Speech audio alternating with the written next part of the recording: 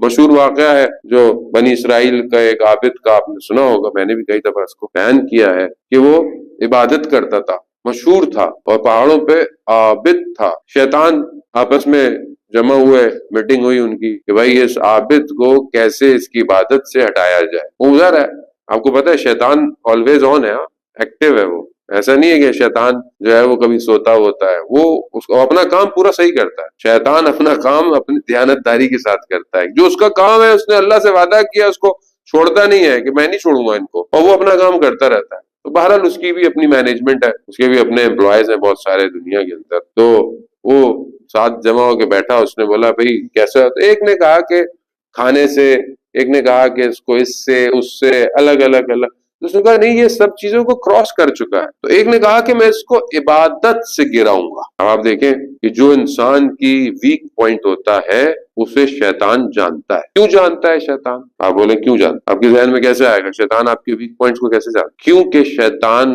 آپ کی grand parent سے بھی واقف ہے، ان کو پتا ہے کہ اس کے فیملی میں، اس کے جینز میں کیا پرابلم تھی، یہ ویکنس اس کی فیملی میں چلتی ہوئی آ رہی ہے، وہ جانتا ہے، وہ وہیں سے آتا ہے، اور وہی وہیں سے، اور اس لیے قرآن اور آیات کہتی ہیں کہ آپ شیطان کو ہلکا مت سمجھیں، شیطان کو مت سمجھیں کہ مطلب شیطان سو رہا ہے یا نہیں، شیطان عدو مبین ہے، آشکار سخت ترین دشمن ہے تمہارا۔ بہرحال وہ ایک جوان کی صورت میں آیا، اس کا دروازہ کٹکھٹایا، جو بھی تھا، بہرحال میں کون ہوں؟ کہا جوان ہوں۔ کہا میں عبادت کرنا چاہتا ہوں، میرے گھر والے مجھے عبادت نہیں کرنے دے رہے، میرے پاس جگہ نہیں ہے۔ تو میں چلو جوان ہے عبادت کرے۔ اب وہ عبادت اس نے شروع کی، اور وہ عبادت کیے جائے، ایک ختم ہو، دوسری، تیسری، اب یہ عبادت کر کے اس نے بولا بھائی کچھ کھا لو، کچھ افطار کر لو، کچھ ایسا کر لو۔ کہا نہیں، پھر عبادت کیے جائے، پھر اس نے کہا بھائی تھوڑا آرام کر لو۔ کہا نہیں۔ اب یہ جو ہے وہ سو رہا ہے، اس نے دیکھا کہ وہ جو لڑجوان ہے وہ عبادت کرتے کرتے پرواز کر رہا ہے۔ تو اس نے بولا کہ یہ کون سی عبادت ہے، میں اتنے سالوں سے عبادت کر رہا ہوں، میں پرواز نہیں کر پایا۔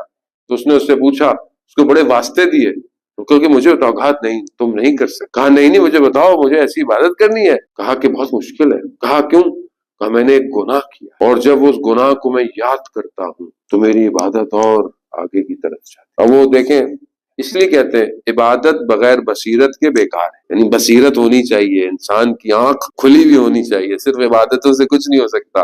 ہاتھ میں تسبیح استغفر اللہ استغفر اللہ، کچھ نہیں ہونے والا جب تک آپ کی بصیرت نہ ہو، آن نہ ہو کہ what's happening in the world, actually آپ کو پتہ ہی نہ ہو حق کہاں ہے باطل کہاں ہے۔ تو وہ عابد بیچارہ سادہ سا عابد تھا، اس نے بولا کون سا گناہ؟ کہہ رہا تم نہیں کر سکتے۔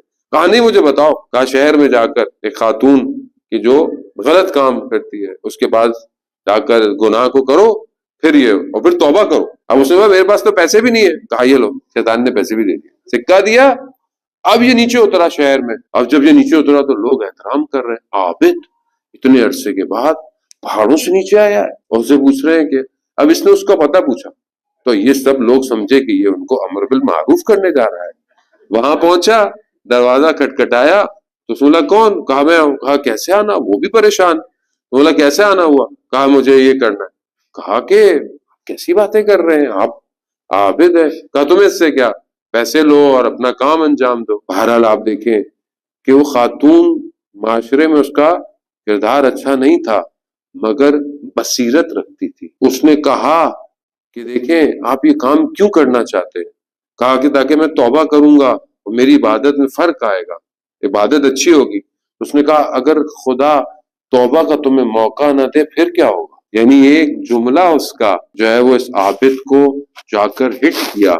وہ کہا کہ وہ یقیناً شیطان ہے جو آپ کو گمراہ کر رہا ہے، آپ جائیں، اگر وہ ابھی بھی وہاں پر ہو تو آپ جو کہیں گے میں انجام دوں گی، لیکن اگر وہ نہیں ہوا تو سمجھ لے وہ شیطان۔ اور یہ عابد واپس جاتا ہے، دیکھتا ہے وہاں کوئی نہیں ہوتا، پھر استغفار کرتا ہے، توبہ کرتا ہے، خدا کی بارگاہ میں شرمندہ ہوتا ہے۔ لیکن جیسے ہی عابد جاتا ہے تو یہ خاتون جو ہے، اس کا ضمیر، اس کا انر جو ہے وہ اس کو کہتا ہے کہ تم نے اس کو تو کہہ دیا کہ توبہ کرو، یہ توبہ کا موقع تمہیں ملے گا کہ نہیں، تمہارا اپنے بارے میں کیا خیال ہے؟ یہ خیال آنا تھا تو اس نے توبہ کی، اور اسی رات کو وہ گریا کرتے کرتے اس کی ڈیتھ ہو گئی۔ دوسرے دن اللہ نے اس زمانے کے نبی کو وحی بھیجی کہ جاؤ ایک اولیاء خدا کا انتقال ہو گیا ہے، اس کا جنازہ پڑھا۔